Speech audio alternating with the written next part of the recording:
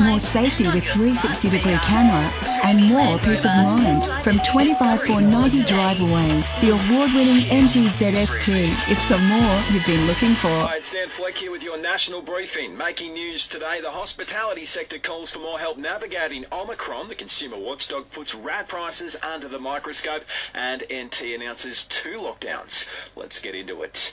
Canberra's vowed to offer as much assistance as possible to Tonga after that underground volcanic eruption caused widespread damage over the weekend. Authorities are working to assess the situation after the eruption disrupted communication lines and cut off the internet there.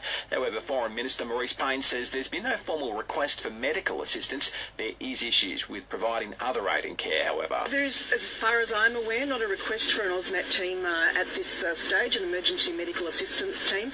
Tonga also has extremely strict incoming quarantine requirements related to COVID. It is a COVID-free country as far as I am aware, and that does complicate the movement of people as well. New Zealand's also confirmed it's sending aid to the island nation. There's been close to 74,000 new COVID cases reported across the country today. Sadly, there's also been 31 deaths over that period. The New South Wales Chief Health Officer, Kerry Chant, says the number of lives lost will grow as the state nears its peak in cases. The number of deaths are likely to be high over coming days, but the key message is those boosters will improve the protection.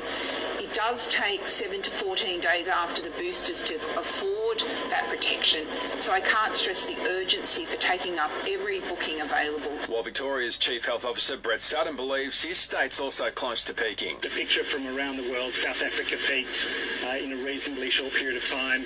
The UK looks to have peaked, but we've got a high proportion of PCR tests coming back positive. When you've got 30-odd% of tests coming back positive, that means there's a lot of undetected cases as well. The Northern Territory's announced 2 new lockdowns in light of fresh cases there today. While restaurants and cafes around the country are struggling to stay afloat with COVID forcing many staff into isolation, Wes Lambert's the CEO of the Restaurant and Catering Association. He's told Listener protocols need to change moving forward. We have to learn to live with COVID. We cannot repeat what's happened during the Omicron wave. Meantime, threats of jail and hefty fines haven't stopped some from cashing in on the rapid antigen test shortage. The ACCC has seen prices for twin packs on offer for up to $500 on some online marketplaces. Some convenience stores and servos have them at $70 a pop. The Snooze Super Summer Sale is now on. Save up to 50% on mattresses and up to 40% on bed frames. Exclusions, T's and C's apply. There's a heap of Aussies in action at the Oz Open today. Alex Vukic has won through to the next round after beating South African Lloyd Harris in 4 sets. Ash Barty's in action in the women's draw later tonight.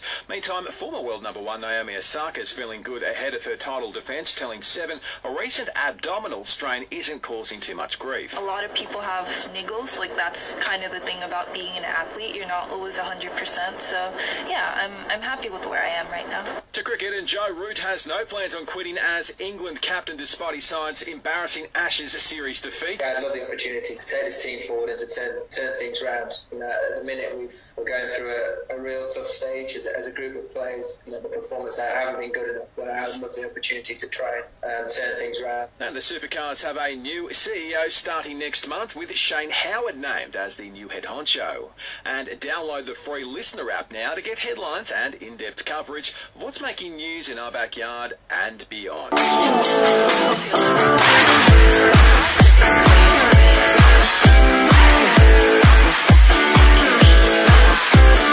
Mostly sunny for Cairns for the rest of the afternoon, heading to 34 and dropping to 25. Mostly sunny conditions tomorrow as well as Wednesday. And our Listener app is the new home of your local news. Join up to listen live or on demand now.